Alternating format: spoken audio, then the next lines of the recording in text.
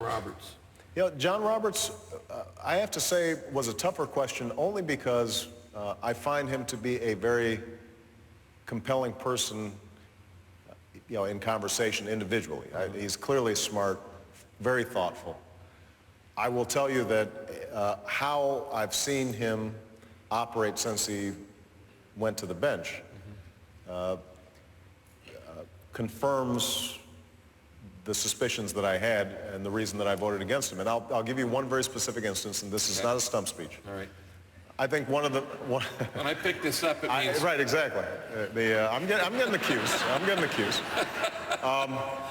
One of the most important jobs of, I believe, the Supreme Court is to guard against the encroachment of the executive branch on the power of the other branches. Okay. And I think that he has been a little bit too willing and eager to give a administration, whether it's mine or George Bush's, or more power than I think the Constitution originally intended. Okay. The role of faith-based organizations. Recent poll says 80% of Americans think faith-based organizations do a better job at community services than the government. Helping addictions, prisoner reentry, all the different homelessness, poverty, things like that. Now, the Civil Rights Act of '64 says that faith-based organizations have a right to hire people who believe like they do. Would you insist that faith-based organizations forfeit that right to access federal funds? Well, first of all, I think you're aware, Pastor Rick, that I gave a speech earlier this summer promoting faith-based initiatives. I think that we should have a all-hands-on-deck approach when it comes to issues like poverty and substance abuse. And as somebody who got my start out of college working with churches who were trying to deal with the devastation of steel plants closing in the south side of Chicago, I know the power of faith-based institutions to get stuff done. What I have said is that when it comes, first of all, to funding faith-based organizations, they are always free to hire whoever they want when it comes to their own mission, who their pastor is, the various ministries that they want to set up. And this has been a long-standing rule. Like a Christian college, Christian university? Absolutely. When it comes to the programs that are federally funded, then we do have to be careful to make sure that we are not creating a situation where people are being discriminated against using federal money. That's not new. That's a concept that was true under the Clinton administration, that was true under the Bush administration. In 95% of the circumstances, it's not an issue because people are careful about how they use the funds. There are some tough issues, 5% of the situations, where people might say, I want to hire somebody of my faith for a program that is fully funded by the federal government, and we're offering services to the public. And for instance, like in relief, like in Katrina. Right.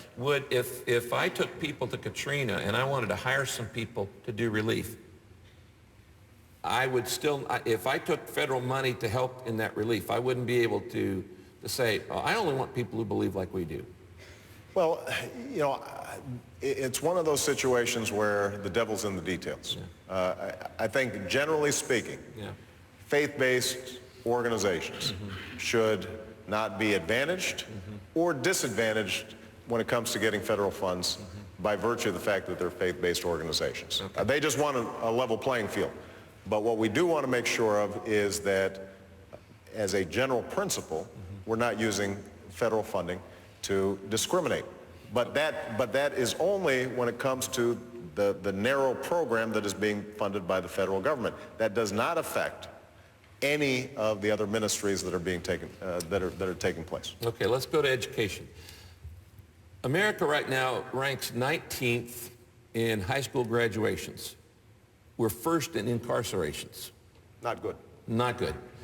80% of Americans, recent polls said they believe in merit pay. Now, for teachers. I'm not asking you, do you think all teachers should get a raise? Do you think better teachers should be paid better? They should be paid more than poor teachers? I think that we should, and I've said this publicly, that we should set up a system of performance pay for teachers. Negotiated with teachers, worked with the teachers to figure out the assessments so that they feel like they're being judged fairly, that it's not at the whim of the principal, that it's not simply based on a single high-stakes standardized test, but the basic notion that teaching is a profession, that teachers are underpaid, so we need to pay them all more, and create a higher baseline. But then we should also reward excellence. Reward excellence. I think that is a concept that all of us should embrace.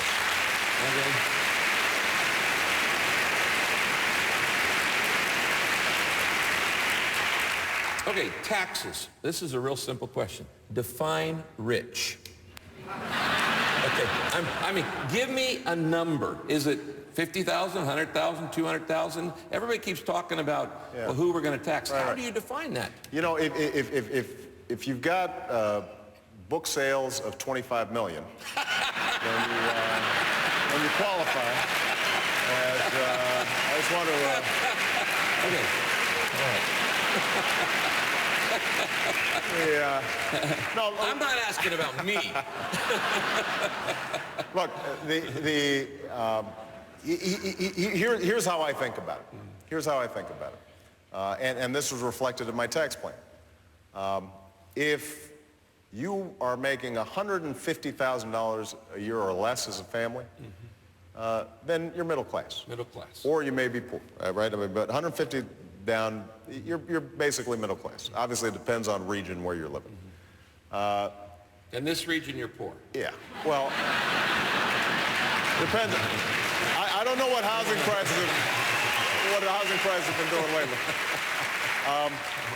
I would argue that if you're making more than $250,000, then you're in the top 3-4% of this country.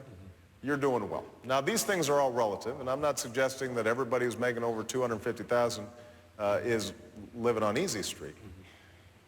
But the question that I think we have to ask ourselves is, if we believe in good schools, if we believe in good roads, if we want to make sure that kids can go to college, if we don't want to leave a mountain of debt for the next generation, then we've got to pay for these things. They don't come for free. And it is irresponsible, I believe it is irresponsible intergenerationally for us to invest or for us to spend $10 billion a month on a war and not have a way of paying for it. That I think is unacceptable. So nobody likes to pay taxes. I haven't sold 25 million books, but I've been selling some books lately. And so I write a pretty big check to Uncle Sam. Nobody likes it. What I can say is that under the approach I'm taking, if you make $150,000 or less, you will see a tax cut. If you're making $250,000 a year or more, you're going to see a modest increase. What I'm trying to do is create a sense of balance and fairness in our tax code. One thing I think we can all agree on is that it should be simpler so that you don't have all these loopholes and big stacks of stuff that you've got to comb through, which wastes a huge amount of money and allows special interests to take advantage of things that ordinary people cannot take advantage of. Right. Okay, we'll be right back. Hold on.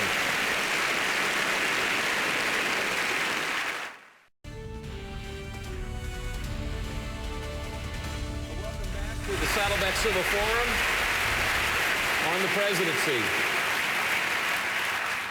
In this last section, I want us to talk about America's responsibility to the rest of the world. We are the most blessed nation in the world, and we're blessed to be a blessing. To whom much is given, much is required. So let's just go down some of those issues, international issues. First thing, let's just talk about war.